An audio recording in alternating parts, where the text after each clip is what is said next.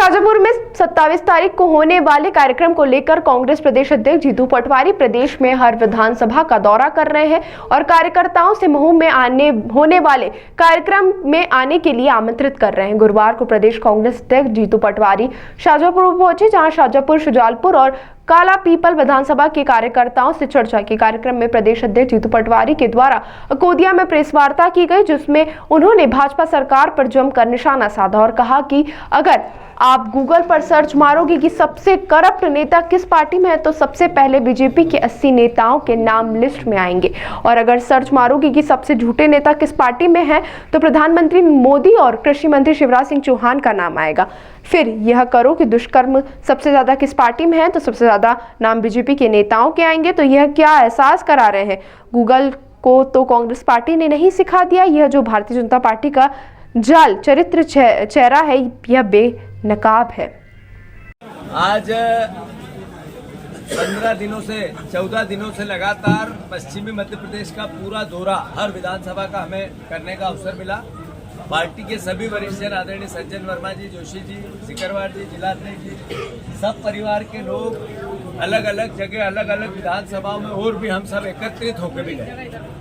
लोगों में बहुत दृढ़ता से ये बात मानसिक रूप से बस गई है कि सबसे करप्ट अगर कोई सरकार है तो मोहन यादव की, सबसे भ्रष्ट सरकार है देश में कोई तो मोहन यादव की। मैं मानता हूं कि हमारा दायित्व है, जनता ने हमें विपक्ष की भूमिका निभाने का आदेश दिया। हमने विपक्ष की भूमिका में संगठन हमारा मजबूत कैसे हो, ये पूरा वर्ष संघर्ष पर्व के रूप में कांग्रेस पार्टी मनाएगी। इस दृढ़ इच्छा शक्ति के साथ हमने 27 तारीख को महू में राहुल जी, प्रियंका जी, आदरणीय खड़गे जी जय बापू जय भीम जय संविधान की यात्रा को लेकर आ रहे हैं। ये मध्य प्रदेश के लिए शुरुआत है।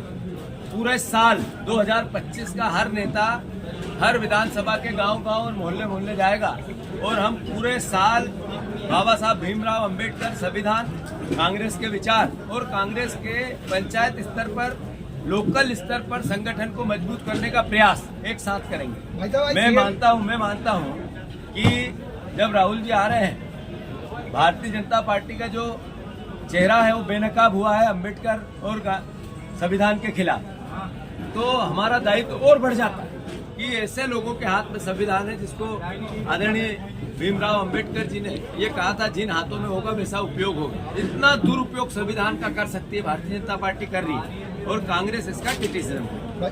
भाई साहब, आज सीएम ने भोपाल में फ्लाईओवर का नाम चेंज कर अंबेडकर जी के नाम पे किया, उसको ट्वीट भी किया, क्या मामला? धन्यवाद उनको कि एक अंबेडकर जी के नाम से उनने ब्रिज का नाम रखा, पर उनसे सवाल है कि अंबेडकर के जो परिवार के लोग हैं, जो संविधान से प्यार करने वाले लोग हैं, जो संविधान के कारण इस देश में सम्मान पाना चाहते हैं, उनकी इतनी दुर्गति क्यों है? क्या कारण है अमित शाह ने अंबेडकर जी का अपमान किया?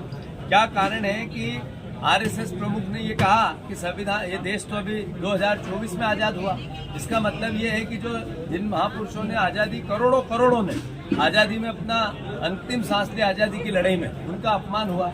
क्या ये अमित शाह की गलती की माफी खुद मांगेंगे, अमित शाह से करवाएंगे? क्या कारण है कि बार बार वो संविधान पे सवाल उठाते हैं, आरक्षण पे सवाल उठाते हैं? तो इसके लिए मोहन यादव जी कोई वक्तव्य देंगे? एक ब्रिज का नाम रख लेने से उनके पाप नहीं होते, पर ब्रिज का नाम रखा है, इसलिए धन्यवाद। जो भाजपा संस्कार मैं भी कह चुका हूँ, ये कोई मेरा आरोप नहीं है। आप भी गूगल सर्च करो और ये लिखो कि सबसे करप्ट नेता किस पार्टी में, तो पहले 100 नाम में बीजेपी के 80 नाम आते हैं। फिर गूगल को सर्च करो सबसे झूठ बोलने वाले नेता किस पार्टी में है, तो मोदी जी का और हमारे नहीं कृषि मंत्री जी शिवराज सिंह चौहान का नाम आता है। फिर ये करो कि दुष्कर्मी सबसे ज्यादा कौन सी पार्टी में है, तो सबसे ज्यादा नाम बीजेपी के नेताओं के आते हैं। तो ये क्या एहसास करा था? गूगल को तो कांग्रेस पार्टी ने नहीं सिखा दिया, वो तो अपने आप जो सर्च होता है वो आता है। तो ये जो भारतीय जनता पार्टी का चाल चरित्र और चेहरा है ये बेनकाब है। धन्यवाद।